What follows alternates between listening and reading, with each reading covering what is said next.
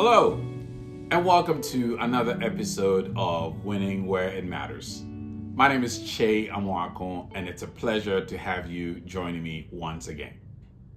Now, here's a question you don't get asked every day. What does happiness mean to you? Yeah, what does happiness mean to you? Is it having a bank account with a lot of money in it? Is it living in a large house somewhere in a fancy neighborhood? Is it driving a very expensive car? Is it having a high profile job with a fancy title?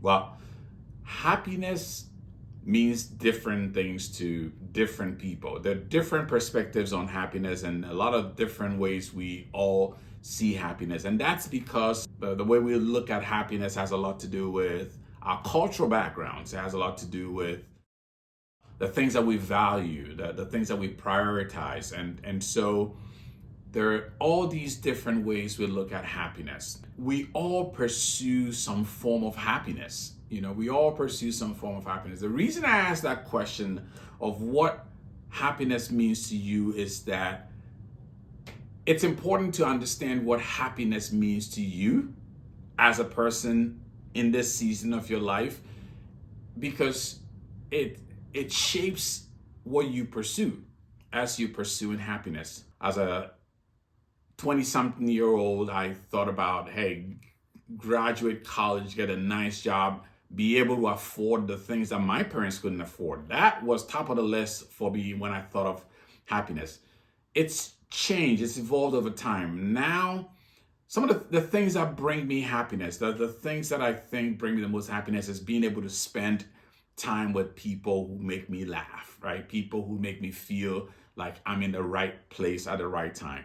Not having to do things out of obligation.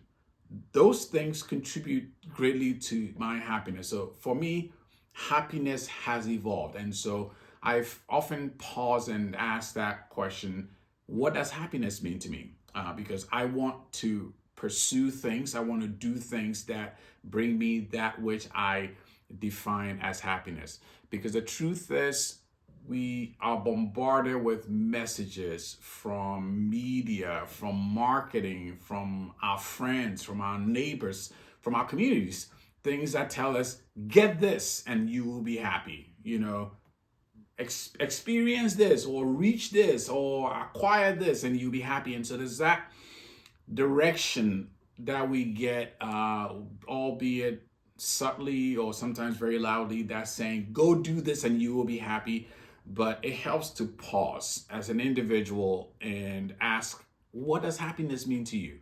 And assess whether the things that you're deciding to do, the things that you're pursuing, the things that you're engaging in and spending your time on, are those going to take you where you want to be in terms of experiencing that positive emotion called happiness. Now, the thing to also keep in mind is happiness is tied to circumstances.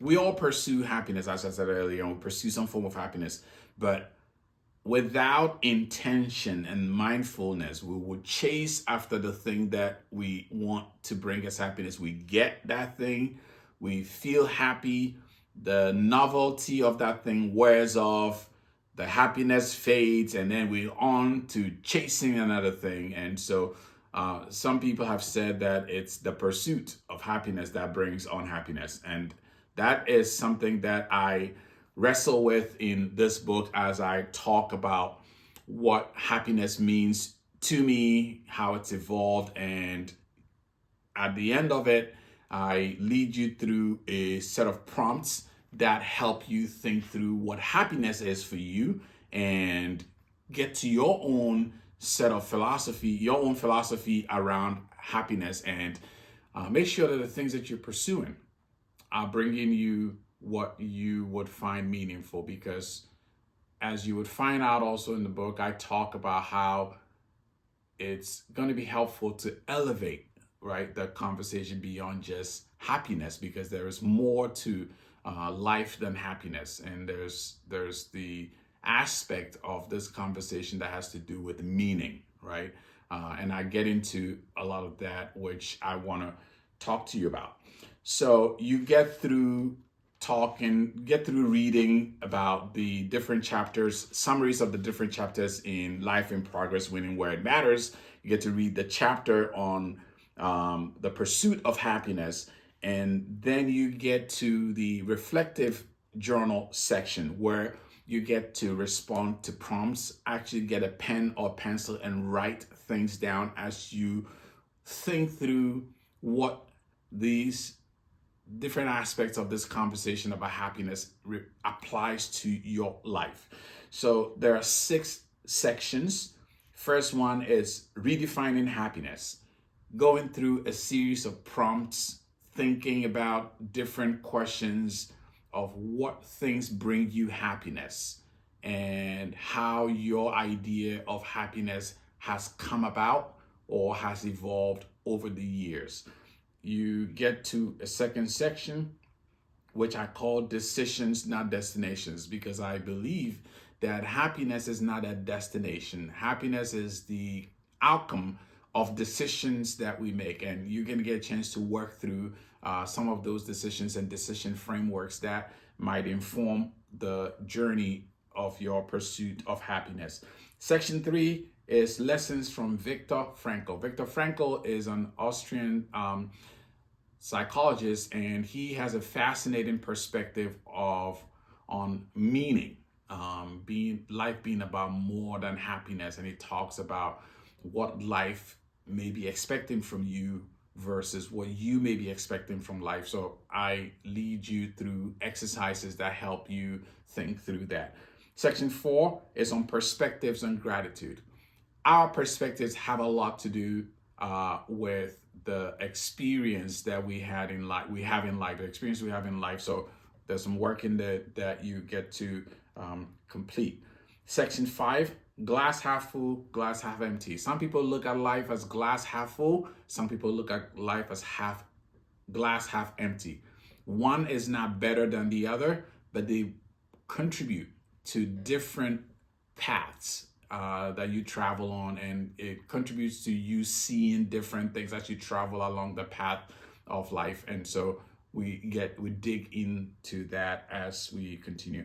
And then the chapter 6 is about a personal philosophy on happiness. You get to work through things and come up with a personal statement on what happiness means to you, because it's important for you to have a clear way to articulate what happiness is to you. So when I asked that question at the beginning of the episode of what happiness means to you, if you've not been able to come up with a clear, articulate answer to what happiness means to you, getting through this exercise and getting through section 6, you will walk away with a clear definition of what happiness is to you and be able to, in your pursuit of happiness, pursue the things that matter most to you.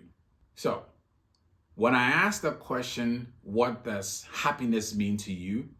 I acknowledge that happiness is not one size fits all. Happiness means different things to different people, but we will all pursue some form of happiness.